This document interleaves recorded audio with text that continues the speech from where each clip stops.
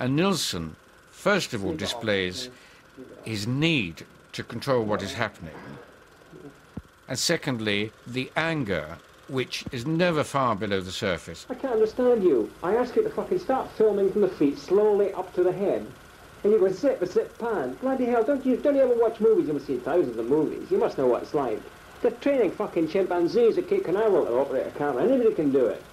He is the producer, he's the director, he is in fact the main actor in it. What else can I say? I'm so bloody annoyed, I'll have to think about this. Cut off. And this is very, very important facet of his personality. Bloody Dick, cut this now. That he could never be content with being someone to whom things happened.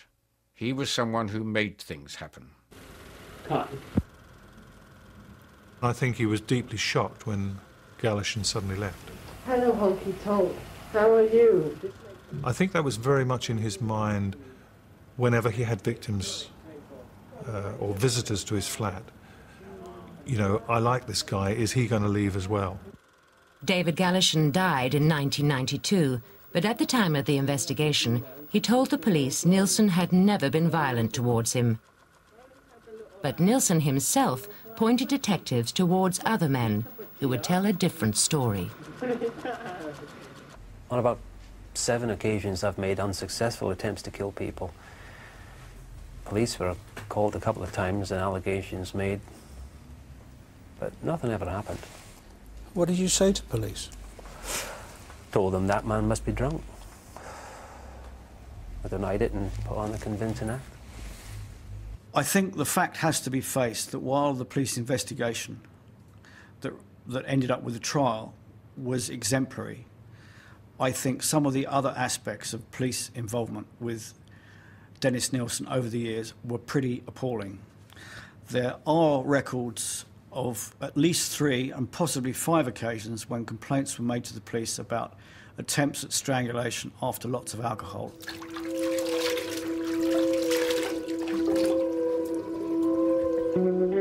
We could see that at some stage someone was going to accuse the police of not doing its job, that Nilsen should have been caught earlier. We went through all of those incidents with a fine-tooth comb, and we were happy at the end that, albeit with hindsight, there was a hell of a lot going on. There was no way that anyone could have known that anything as serious as this was happening. I think if you get some half-drunk, hysterical homosexual coming to a police station in the early hours of the morning, I don't think they'd necessarily be treated terribly seriously. The men who'd escaped Nilsen's attacks became the focus of the murder investigation. Nilsen gave us a lot of information about people that he had attempted to strangle, and for one reason or another they'd got away. And that was very, very useful for us, because we were still looking for a motive. He was leading us to live witnesses.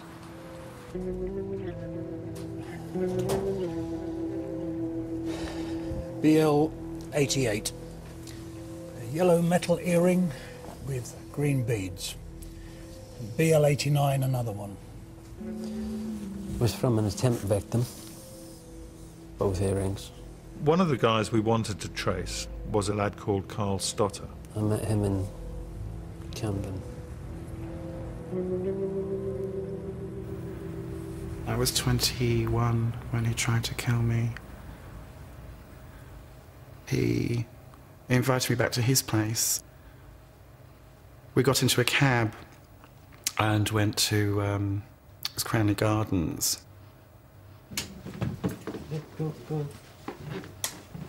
We had a couple of drinks and we were listening to some music. I think it was Laurie Anderson's Oh Superman.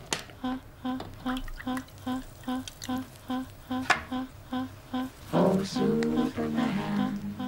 It seemed like an old house. There was sort of like a smell in the house, which I put down to age. He said he had a dog, so I thought maybe, you know, doggy smells. But it wasn't sort of like anything that really sort of like bothered me at the time. Obviously what I didn't realise was that there was decaying bodies in the house. We went to bed. There was a little bit of physical contact, not much. And he told me to be careful of the sleeping bag zip, which had sort of like come away from the sleeping bag, because I might get caught up in it. This is the I woke up with the sleeping bag zip around my neck, and as I put my hands up to feel where the pressure was coming from, I thought Nilsen was trying to help me out of the zip. And then the next thing I remember is being immersed in cold water, which was when he tried to drown me.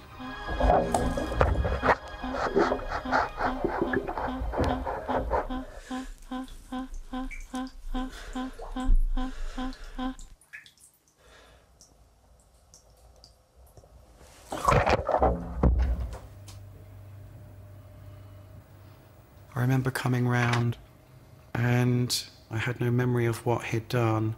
And he said, I got caught up in the sleeping bag zip. And I did say something about the water, and he said, I had to put you in cold water because you were in shock. I was in a lot of pain. My face was slightly swollen. There was small blood hemorrhages all over my face. So I just got myself to the hospital. The doctor turned around and he said, well, I think somebody's trying to kill you. And I mean, the thing is, you know, somebody's going to try and kill you. They're not going to let you walk out of their house. It was actually, I think, 3 months later when I actually started to get flashbacks. I spoke to family members, and we all just thought, well, you know, go and get some psychiatric help, because probably my mind's magnified it, exaggerated it, and I sort of like managed to convince myself that it was just me. We went and saw Carl Stotter, and we just asked him for his story, and when he told us what his recurring dream was, it dovetailed completely with what Dennis Nilsen had said.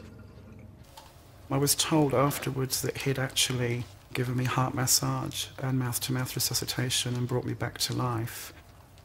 Nilsen claimed, because he thought what passed between us was a thin strand of love and humanity, and the police said it was simply because there wasn't enough room in the flat to have another body sort of like hidden there. Carl Stotter's evidence was vital at Dennis Nilsen's trial. The defence argued that the killer suffered from an abnormality of mind and was of diminished responsibility at the time of the murders. The confession Nilsen gave to the police in the days after his arrest provided the backbone for the prosecution case. We read out the notes of all of the interviews in open court. I think people were just generally staggered by what he'd done, finding it hard to grasp. The jury had to decide, was Nilsen mad or bad?